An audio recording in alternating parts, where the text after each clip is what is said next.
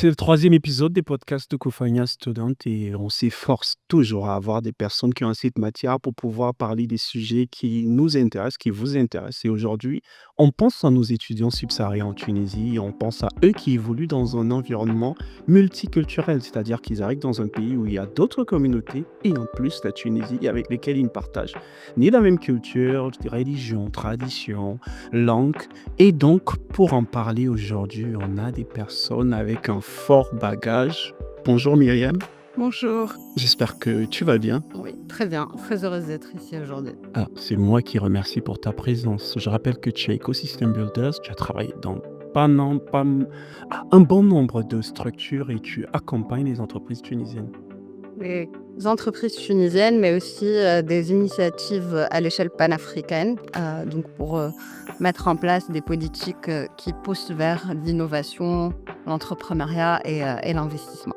Merci encore d'être venu. Avec plaisir. Alors, également, tu étais dans beaucoup de pays en Afrique où tu as pu voir quelles étaient les diverses approches qui étaient utilisées dans ces différents pays. À côté de toi, on a un étudiant qui est pour la deuxième fois, la deuxième saison. Il était avec nous l'année dernière sur ces podcasts. C'est Florian qui nous vient de Nabeul. Bonjour et Bonjour. bienvenue. Bonjour, merci encore pour l'invitation et que j'ai l'honneur, bien évidemment, de encore renouveler. Euh, je suis encore, pour le moment, bien évidemment, j'ai pas eu la malchance de pouvoir faire encore 3 heures de temps comme la dernière fois. Donc là, je suis totalement à l'écoute et je vais répondre du mieux que je pourrai à vos questions. Merci de t'être déplacé de Nabeul pour ici. Moi, j'ai envie de poser une question. La dernière fois, tu te plaignais beaucoup pour ceux qui ont regardé les derniers épisodes. Qu'est-ce qui a changé depuis en Tunisie pour toi en tant qu'étudiant, entrepreneur? Et je dis encore, c'est toi qui as ouvert le pôle Koufania au Cap Bon. Qu'est-ce qui a changé pour toi? Bon, déjà, j'ai beaucoup appris, que ce soit de manière personnelle, professionnelle, et aussi faire des connaissances, de nouvelles connaissances, ce qui me permet aujourd'hui de pouvoir m'internationaliser aussi bien ici que dans mon pays d'origine et aussi au Cameroun bientôt. Donc du coup, avec tout ce bagage, je peux dire que il y a beaucoup qui ont changé, beaucoup de choses ont changé, je veux dire. Encore merci d'être là. Alors, ça saute aux yeux, hein, pour ceux qui n'ont pas vu l'épisode derrière. Il s'agit de Meladoderm, une structure qui a bon nombre de choses dont je ne pense que tu serais la personne la plus idône pour en parler. Bien sûr. Qui est quoi Mélanoderm? Ok, en gros, je vais pas trop monopoliser la parole, mais je dirais mélanoderme, en gros, c'est une histoire, c'est une identité et c'est une culture spécifique, mais aussi spécifique à un peuple, mais aussi pour pouvoir valoriser d'autres peuples aussi. D'accord.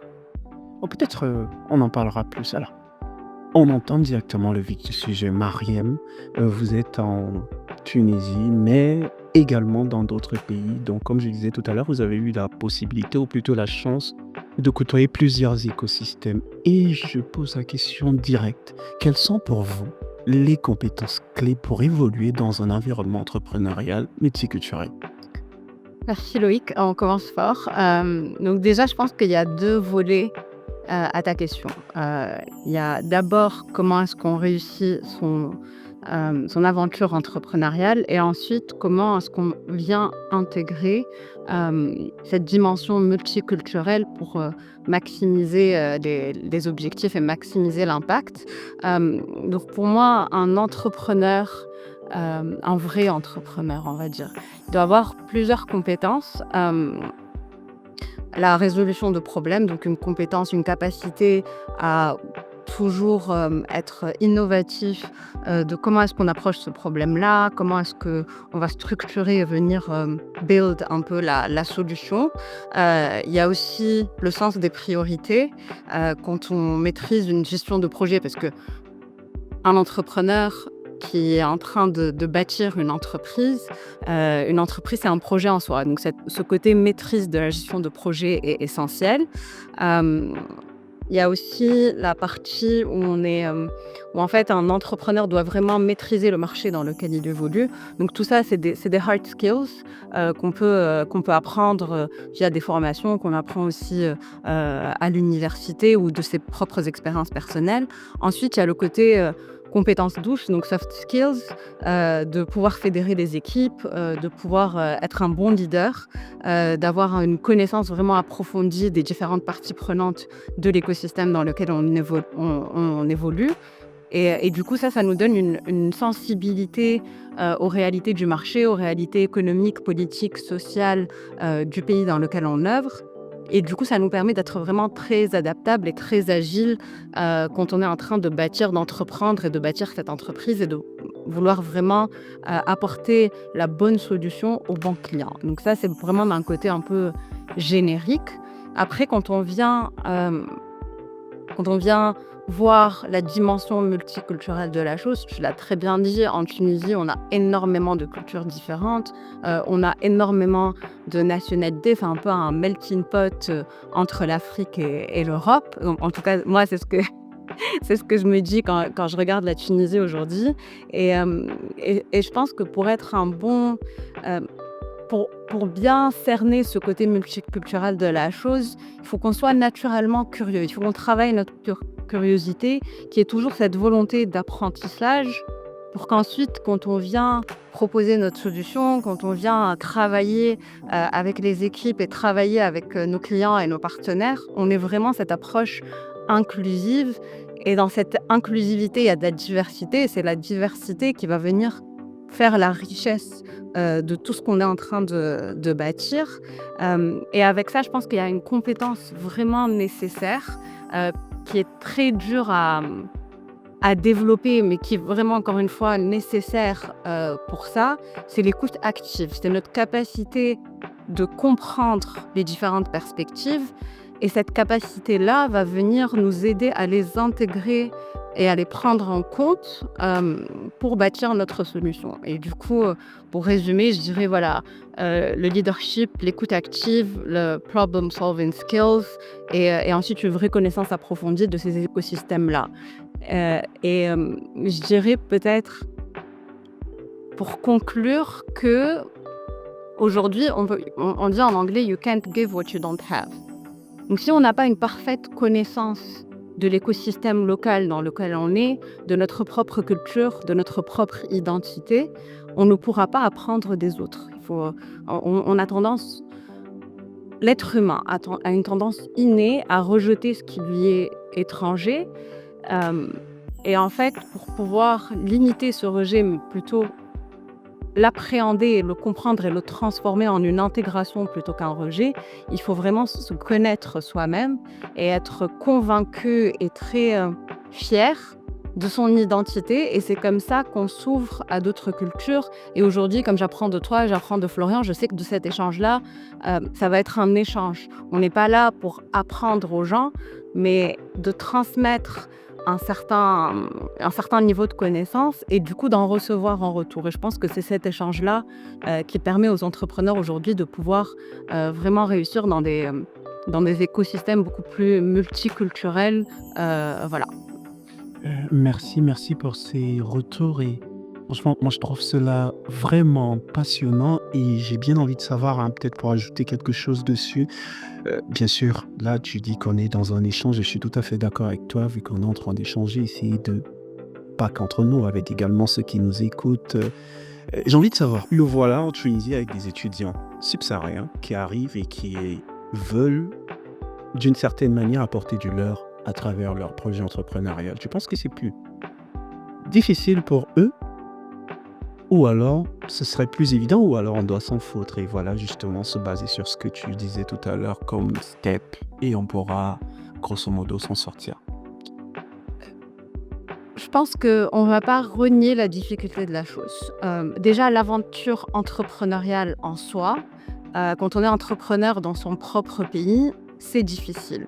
Intégrer à ça le fait de venir dans un pays qui vous est étranger et d'entreprendre dans ça, donc il y a la notion d'apprentissage de ce nouveau pays dans lequel on se trouve, mais aussi cette envie de vouloir changer les choses, d'apporter ses solutions et tout ça. Et du coup, ça rend le challenge un peu plus dur.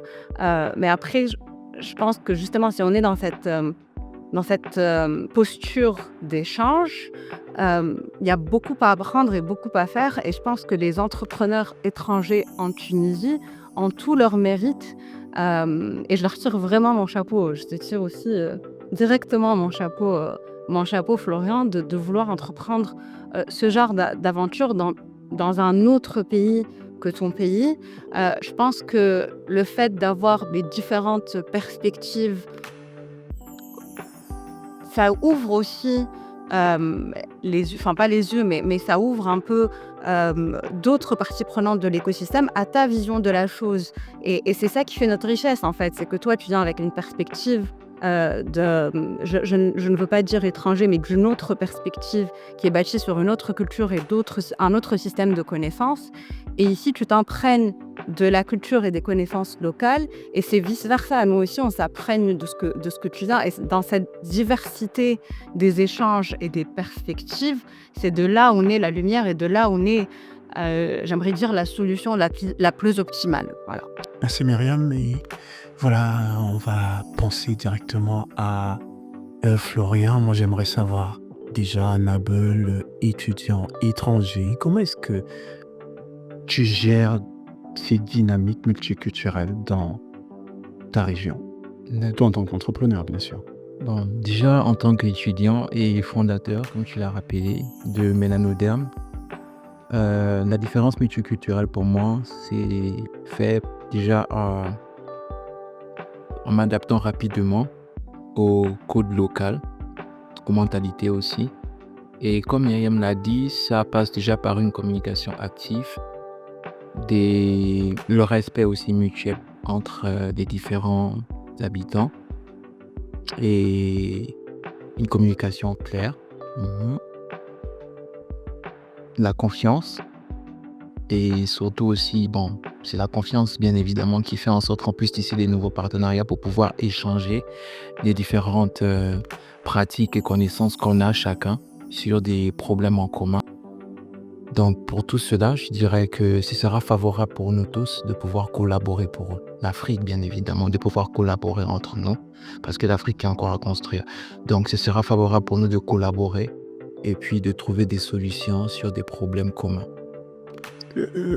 Alors moi j'écoute cela et forcément dans ton aventure tu as dû surmonter certains défis, dû certainement avoir eu recours à certaines compétences. Est-ce que tu peux partager avec nous ces défis de toi, étudiant, entrepreneur, subsaharien, en Tunisie, et plus précisément peut-être à Nabeul? Oui, bien sûr, Annabelle, parce que tout commence à partir de là. L'idée déjà de Mélanoderm a débuté à Nabeul.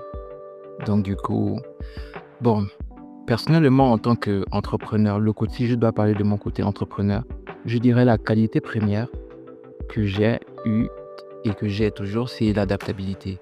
Parce que lorsqu'on arrive sur un nouveau territoire, c'est pas tout le monde qui a cette capacité de pouvoir s'adapter facilement et puis de pouvoir valoriser les compétences qu'il a personnellement.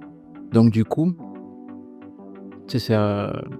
J'ai pas compris la question. Je parle des défis déjà que tu as dû rencontrer en tant qu'entrepreneur et aussi quelles sont les compétences dont tu penses avoir fait montre pour pouvoir les surmonter. Compétences déjà, côté compétences, l'adaptabilité, la communication, quoi, l'entourage aussi, et puis la détermination. Les défis que j'ai eu à affronter déjà, c'est la communication déjà avec les personnes du pays qui sont assez... Bon, chacun a son comportement dans tout le pays. Il y a des bons et des mauvaises personnes. Il faut juste faire des bonnes rencontres et puis préserver cela à travers la confiance qu'on tisse et les communications. Ensuite, je peux dire que c'est ça, hein, le plus important. Parce que les autres défis, moi, je les trouve mineurs. Pour moi, le plus important, c'est déjà les connaissances, la mentalité de certaines personnes ici qui sont assez, je dirais pas limitées, mais basiques pour moi. Et quand je dis basique, c'est un 9 sur 20, c'est pas un 3 ou un 2. Merci Florian et je me retourne directement vers Myriam et j'aimerais savoir selon vous, quels sont, voilà, les moyens les plus efficaces pour encourager une meilleure compréhension et une collaboration dans des environnements multiculturels? Heu, il y en a plusieurs, mais je pense fondamentalement que Julien a mis le doigt sur un axe très important, c'est la communication. Et quand on veut favoriser la communication entre 2 entités qui sont fondamentalement différentes, il faut vraiment pousser ces échanges-là, que ce soit au niveau local, régional ou sur le plan du continent tout entier. Et pour pouvoir favoriser ça, hem, il faut qu'aujourd'hui nos étudiants, nos enseignants, nos entrepreneurs, en Tunisie et dans d'autres pays africains soient vraiment exposés à cette diversité. Donc moi personnellement, je suis toujours à la recherche, de d'initiatives, qui sont internationales, donc de programmes d'échange, de hackathons, round tables qui viennent vraiment mettre ensemble dans la même pièce des participants de différentes régions parce qu'encore une fois et je le dirai toujours, c'est un échange, c'est un apprentissage des 2 côtés. Donc qu'est-ce que moi je ramène? Quel est le message, que je veux, transmettre à ces personnes-là? Mais aussi être assez, curieux et assez ouvert d'esprit pour recevoir le message que d'autres personnes et d'autres parties prenantes, viennent nous communiquer. Et du coup, justement, si on parle là, on parle d'université, d'entrepreneurs, d'étudiants entrepreneurs.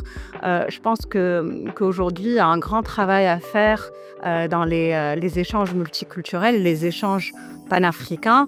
Donc il y a plusieurs initiatives qui sont en train d'être mises en place. Je peux parler, par exemple, d'une initiative à laquelle j'ai participé en tant que senior manager, à Freelabs. On a récemment organisé un hackathon au Rwanda. On a, ramené en fait des participants de plusieurs pays subsahariens pour répondre à une problématique spécifique qui est comment est-ce qu'on adresse, le biais culturel et linguistique, dans l'intelligence artificielle. Et du coup, le fait de retrouver des étudiants ou des innovateurs de différents pays subsahariens dans un même endroit en train d'échanger, cette diversité de perspectives fait que les solutions qui ont émané de ce hackathon soient vraiment panafricaines par essence, enfin, ou subsahariennes par essence, parce que c'est vrai qu'il y a quand même une petite différence entre l'expérience nord-africaine et subsaharienne. Euh, mais voilà, intégrer le plus de perspectives. Et on ne peut intégrer le plus de perspectives possible qu'en ne poussant ces échanges-là. Moi, personnellement, j'ai toujours été une fan des différents programmes d'échange. J'en ai participé à plusieurs. J'ai participé au design d'autres programmes d'échange aussi. Et voilà, donc pour pouvoir cultiver cette fibre de curiosité, cette fibre d'écoute active et d'échange, il faut qu'on ramène ces différents acteurs dans le même espace.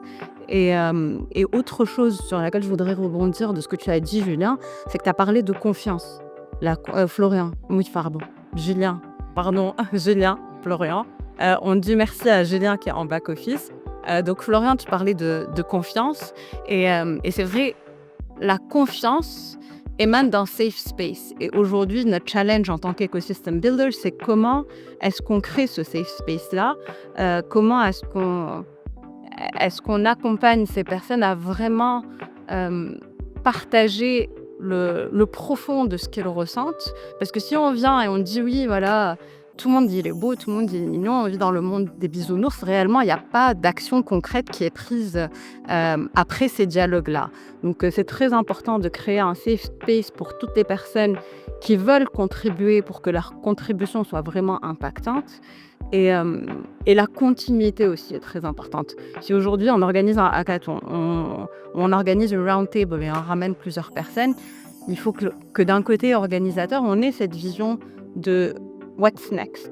Comment est-ce qu'on capitalise sur les échanges et qu'on les transforme en actions concrètes pour pouvoir arriver à l'impact qu'on veut avoir. Et s'il n'y a pas cette vision-là, et si la vision n'est pas partagée par toutes les parties prenantes, en fait, à la fin de la journée, il y aura rien de concret qui émanera de ça. Donc voilà, l'alignement, la vision sur le long terme et vraiment les next steps qui soient dans notre quotidien. Qu'est-ce qu'on va faire ça? Avec quoi on veut ressortir? C'est quoi les actions sur lesquelles on s'est aligné et comment on fait pour réellement les déployer et ne pas que ce soit juste un rapport dans un tiroir. Et voilà. Donc vraiment favoriser l'action, favoriser les quick actions, les quick wins et bâtir sur cela pour avoir un impact sur le long terme. Voilà. Merci Myriam. Et voilà, elle parle beaucoup de safe place. Moi, j'aimerais savoir déjà si en Tunisie, tu as eu à te retrouver dans un environnement qui était safe pour toi. Bon, déjà, à l'université, oui, bien sûr, à travers des échanges interculturels. On a eu à pouvoir partager les différences culturelles de chacun et tout. On s'est retrouvé avec des Congolais, des, des Camerounais aussi, des Gabonais, des Rwandais. Et j'oublie l'autre nom du pays, là. Je me demande la question, je me pose, pourquoi est-ce que tu ne dis pas Tunisie? Il n'y avait pas les Tunisiens. Ah oui, bien sûr. Sûr. Il y en avait, il y en avait. À travers cela, on a pu déjà apprendre quelques mots basiques parce que c'est totalement normal qu'une personne qui vient dans un nouveau pays, il doit apprendre la langue, bien sûr, il doit s'adapter à apprendre la langue. Donc, à travers cela, on a appris la langue et on a aussi échangé avec eux pour pouvoir leur apporter un plus. Donc, pour pouvoir rebondir sur ce que Myriam a dit, donc des échanges interculturels sont importants et sans oublier aussi le partenariat entre les entrepreneurs aussi bien tunisiens que les entrepreneurs subsahariens. Donc, pour pouvoir trouver des solutions sur des problèmes communs et aussi permettre aux étudiants de pouvoir collaborer avec des entrepreneurs. Cela pourra favoriser déjà l'intégration des étudiants ici et aussi leur permettre de pouvoir aussi bien avoir confiance et pouvoir exprimer les idées qu'ils ont et puis avoir aussi le suivi de ces entrepreneurs-là pour pouvoir mettre ces idées en pratique. D'accord.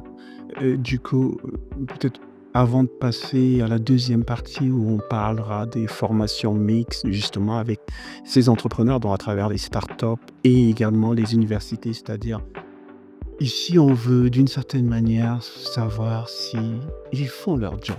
Lorsqu'on parle d'entrepreneurs, on est en Afrique et on se dit que peut-être, je ne sais pas si on partage le même avis, mais l'essor de l'Afrique ou bien la transformation de l'Afrique passera forcément par l'entrepreneuriat. Moi, je pose cette question avant de commencer en une minute, Myriam. Est-ce que tu penses que pour se développer en Afrique, on doit justement tabler ou maximiser sur les entrepreneurs ou bien c'est lunaire cette pensée que plusieurs personnes...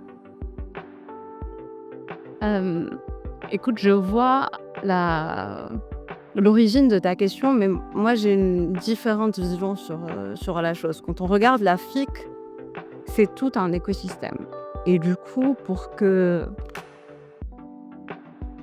qu'on se développe vraiment comme on voudrait le faire, il faut l'implication de tout à chacun, donc des entités publiques, des universités, des personnes comme moi qui sont du côté plutôt ecosystem builder, des entrepreneurs, des ESOs, donc les Enterprise Support Organizations. Donc il faut le voir d'un côté, je pense, holistique, et il faut que chacun soit conscient de son impact, de son scope de travail, qu'il soit vraiment fort de propositions dans ce qu'il maîtrise le mieux. Et du coup, et pour les entrepreneurs, pour qu'ils réussissent dans ce qu'ils savent faire le mieux, et donc ce qu'ils savent faire le mieux, c'est d'apporter des solutions concrètes à des problèmes concrets, il faut qu'il y ait aussi d'autres parties prenantes qui travaillent pour favoriser le terrain. Donc, quand on dit d'autres parties prenantes, il faut que les politiques publiques soient là, il faut que l'investissement dans les innovations soit encouragé via soit des soit des lois, soit des régulations qui sont vraiment impactantes et non pas juste, encore une fois, une feuille de papier que personne n'applique. Il y a aussi toute la partie service providers, qui sont là pour soutenir ces entrepreneurs-là. Donc voilà, c'est vraiment tout un écosystème qui s'imbrique. Et aujourd'hui, je pense qu'on est encore à la phase où on essaye de comprendre comment est-ce que ces différentes briques-là constituent un ensemble cohérent. Moi, j'entends cela et j'ai envie de savoir quel rôle finalement joue. Tu as beaucoup parlé de gouvernement, de ce que tu veux, mais là, j'aimerais me concentrer peut-être sur les établissements, vu qu'on parle de l'entrepreneuriat étudiant, co-finance student, et de l'autre côté, les startups avec des entrepreneurs dont parlait Florian tout à l'heure. Est-ce qu'il y a une certaine formation mixte, start-up, entité universitaire, qui peut favoriser justement l'essor de l'entrepreneuriat en Afrique? Euh, Il y a plusieurs initiatives. Il y a plusieurs initiatives dans ça. Juste avant de répondre à ta question, je pense que le rôle des universités aujourd'hui et des établissements universitaires, académiques et recherche, il y a deux scopes différents. Il y a le premier scope dont on parle aujourd'hui, c'est comment est-ce qu'on accompagne les étudiants entrepreneurs ou comment est-ce qu'on forme à une nouvelle génération d'entrepreneurs.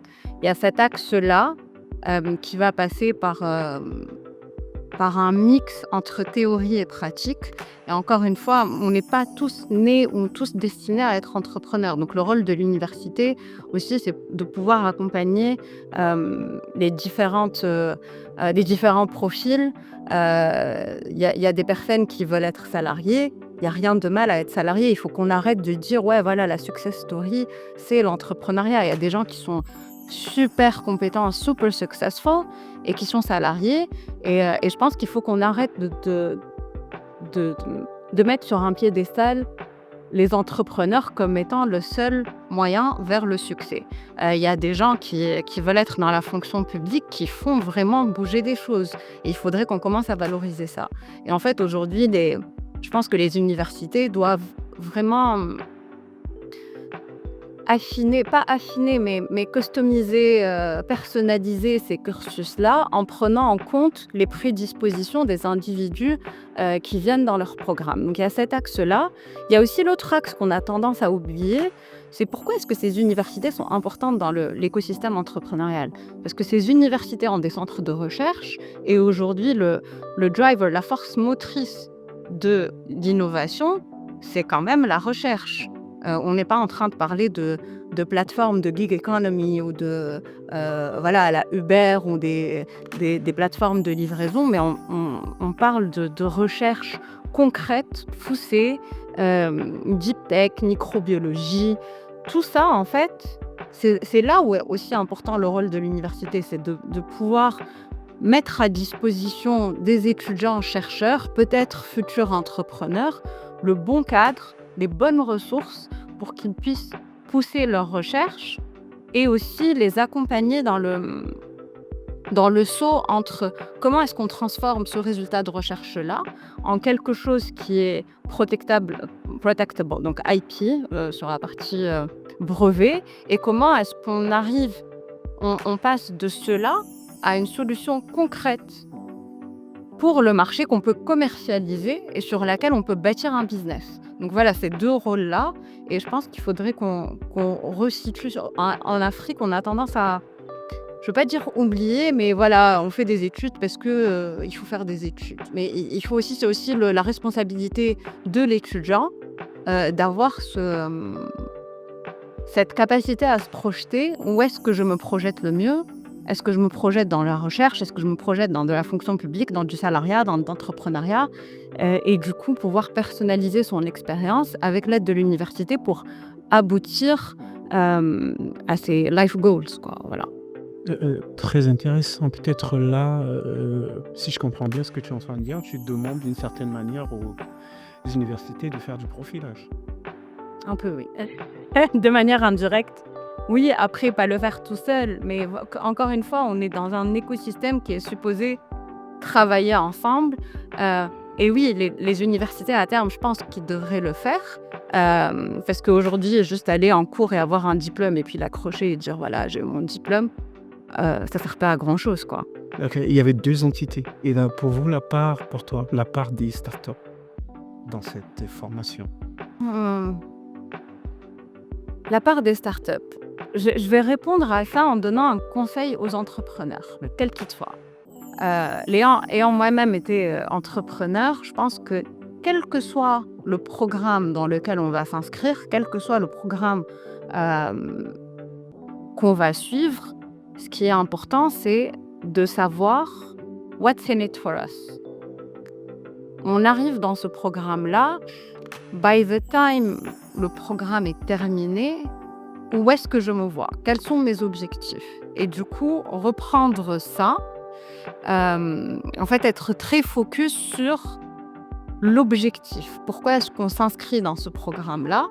Et parce qu'il y a aussi cette tendance que je vois où il y a une multitude de programmes et du coup, les entrepreneurs vont s'inscrire à ce premier, deuxième, troisième programme et on a tendance à oublier le côté business. Mais c'est très important d'aligner les bénéfices de ce programme sur le business. Et si, at the end of the day, on se dit oui, voilà, en fait, c'est ces objectifs-là, c'est pas vraiment aligné avec là où je veux prendre mon entreprise, bah, ça ne sert à rien. Et il faut être assez, pas intelligent, mais assez, avoir cette capacité à se projeter pour pouvoir dire oui ou non, parce que pas toutes les opportunités sont bonnes pour toi, pas toutes les opportunités sont bonnes pour ton business. Si aujourd'hui, Florian, tu t'inscris dans un programme et que tu me dis oui, regarde, j'ai fait ça, tu devrais t'inscrire, tu dois pas juste suivre, tu dois comprendre est-ce que ce programme-là va avoir le même impact sur mon business. Et du coup, d'un point de vue startup, il faut vraiment savoir où on va et ce dont on a besoin pour arriver à ce but-là et de venir plugger les différentes ressources, que ce soit un centre de recherche, université, une formation en leadership, etc., pour pouvoir avancer sur ce chemin-là et arriver encore une fois à notre but. Merci Myriam. C'est passionnant, j'essaye de pas trop parler, mais une fois que je peut-être me lancer. En plus, je pense que c'est très intéressant ce que tu es en train de dire. C'est pour ça que je prends justement l'avis de Florian pour rebondir justement sur ce que tu es en train de dire et peut-être revenir à la question que j'avais tout à l'heure. Est-ce que déjà tu as eu à bénéficier de cette mixité de formation on parle d'entrepreneuriat, entre ton établissement de nos côtés, peut-être les startups qui rôdaient autour à travers les hackathons ou je ne sais quoi. D'accord. Bon, avant de pouvoir répondre à cette question, j'aimerais d'abord revenir sur l'ancienne question que j'ai dit, à savoir si l'Afrique peut être développée par l'entrepreneuriat, par les entrepreneurs. Bon, personnellement, moi, je suis convaincu que c'est le cas. Parce que, au vu des autres pays, tu vois, je vais prendre l'exemple de quoi? La France, par exemple. La France a été construite à 80% des entrepreneurs, pas du service administratif et autres. Donc, du coup, le renouveau de l'Afrique est encore à construire. Et donc, ça passe forcément par les entrepreneurs parce que nous savons tous très bien que nous avons tous les mêmes problèmes dans les différents pays africains, à savoir la réglementation, tout ce qui est administratif et tout. Avec l'administration, c'est assez complexe. Donc, du coup, pour pouvoir construire, il faut obligatoirement d'abord le faire dans les légal avant de pouvoir aller à l'administration, enregistrer son entreprise et autres, tu vois. Donc, du coup, moi, je pense et je suis convaincu de cela que le renouveau de l'Afrique passe par l'entrepreneuriat. Et c'est pas pour encourager des personnes qui n'ont pas cette mentalité-là à entreprendre parce que c'est assez complexe. C'est une vie très, très, très bouleversante. Maintenant, pour pouvoir parler des formations mixtes, je dirais que personnellement, j'ai eu à profiter de ces formations-là, pas à travers mon université, non, mais juste que j'ai cherché des stages et je suis tombé sur Koufania qui m'a permis de pouvoir, je vais dire quoi, exprimer et réaliser certaines de mes idées. Et ce bagage vraiment m'a aidé à pouvoir déjà appliquer ces conseils-là sur mes projets personnels. Donc, s'il faille déjà parler des formations, je dirais ça passe par des collaborations aussi bien avec les universités que les entrepreneurs, comme Myriam l'a dit, pour pouvoir favoriser la séparation entre le côté académique et le côté pratique. Parce que c'est très important. Le fait de pouvoir apprendre à l'école et tout ça, ça ne veut pas dire autant que ça va se réaliser sur le terrain. Le côté pratique est très important. Aussi, permettre aux étudiants de pouvoir profiter, ou bien même pas profiter, je dirais, de pouvoir donner de leur valeur ajoutée aux entrepreneurs parce que l'avenir se trouve dans les universités. Donc du coup, sera bénéfique pour les deux parties. En gros, c'est ça. D'accord. Peut-être on va se quitter sur quelque chose de très intéressant. Tu as dit tout à l'heure dans l'illégal. Moi, je pose la question à vous. C'est un sujet on va aborder notamment la prochaine fois avec Razi Sadem, que je salue s'il nous écoute sur ce plateau. Et j'ai envie de savoir, est-ce vraiment de l'illégal de commencer un business sans les régulariser? Je pense qu'il faut forcément, d'une certaine manière, tester son produit. C'est ce qu'on dit souvent et on le teste forcément sans pour autant avoir déjà toute la réglementation. Myriam. J'avais envie de dire, je vais m'abstenir de répondre à cette question, mais c'est vrai que en entrepreneuriat, et surtout dans le monde des startups, on parle énormément de ideation stage. Et quand on parle de ça, en fait, c'est vraiment avant l'incorporation légale de l'entreprise. Donc oui, effectivement, il faut tester son projet, il faut tester son idée, l'affiner et l'améliorer, parce que aussi, une fois que l'entreprise est créée, c'est toute une série de coûts qui vont venir s'accumuler, et avoir cette visibilité sur comment on va les adresser, combien d'argent on sera capable de générer, etc., fait que oui, si on zappe la phase de test, on va se retrouver face à plusieurs coûts qu'on ne pourra pas assumer, et beaucoup plus de problèmes qui auraient pu être évitables. J'évite un peu ta question, Loïc.